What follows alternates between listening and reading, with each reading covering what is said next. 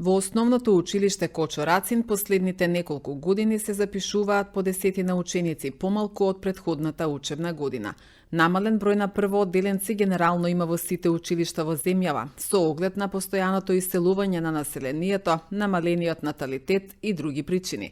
Но токму заради малиот број на првоодделенци, постои ризик од затворање на училишта во руралните подрачја во идниот период. Годинава во Централното училиште Кочо Рацин запишани се 110 првоодделенци, а вкупната бројка заедно со подрачните училишта изнесува 127 ученици, информира директорката Гала Бадавчевска. Училиштето хигиенско-технички е подготвено за почетокот на учебната година, а постепено пристигнуваат и учебниците.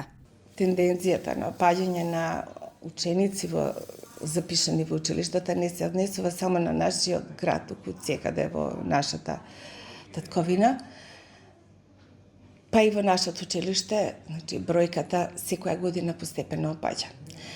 Можам да кажам дека се уште се држиме добро, затоа што населбата е поголема, се градат нови згради кои што доаѓаат нови семејства, претежно млади, каде што има и повеќе деца.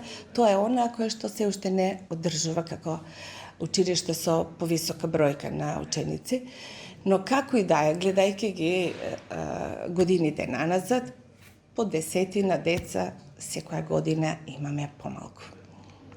Тоа инаку во нашето училиште сега има запишено во Централното 110, а вкупно 127 заедно со подрачните училишта, каде што за жал бројката постојано опаѓа, со опасност дека некои од овие подрачни, подалечни училишта ќе бидат во иднина затворени. Под нашето училиште, како подрачно училиште, училиштето во село Добрашане, во село Билјановце, село Рашец, каде што е 9-годишно училиште, и тука се приклучуваат од 6 до 9 одделение ученици од Кучкарево, Градиште, пред некоја година беа Габреш, значи тука веќе Градиште и Кучкарево ни се веќе под ризик за од понатаму. Ке видиме како ќе биде, иако во училиштето Градиште има сега 8 ученика, од 1 до 5. За наредна година сметаме дека ќе бидат 10, затоа што ќе има нови првачиња, па ќе видиме во кој правец ќе се движи, можеби ќе успееме да го задржиме училиштето, инаку учениците би се возеле со превоз до село Рашец. Па во село Рашец, само секунда, само 2 ученика. Само 2 нови, во Добршане 7, во Билјановце 5, во Градиште 3. Тоа е моменталната состојба.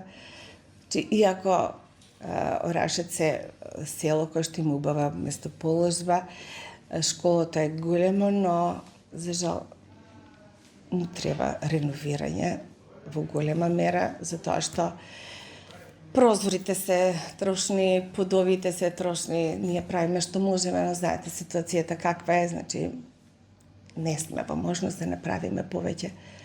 Наставниците се подготвуваат за новата учебна година според новите напастви што ги имаме, значи се подготвуваат програмите за работа, книгите, учебниците се постојано пристигаат, како во другите училишта, така и кај нас, така да веќе мислам дека сме подготвени за тоа. Во училиштето се прават напори, да се направи училиштето да биде малку поубаво и попријатно за нашите ученици, затоа што како и да е во ово училиште го поминуваат поголемиот дел од денот. Така да нашиот двор гледаме да го средиме колку што е во наша моќ. Минатата учебна година заедно со родителите спроведовме една акција за обезбедување на средства, како и материјални, така и парични. Обезбедивме и направивме клупи со помош на нашиот мајстор.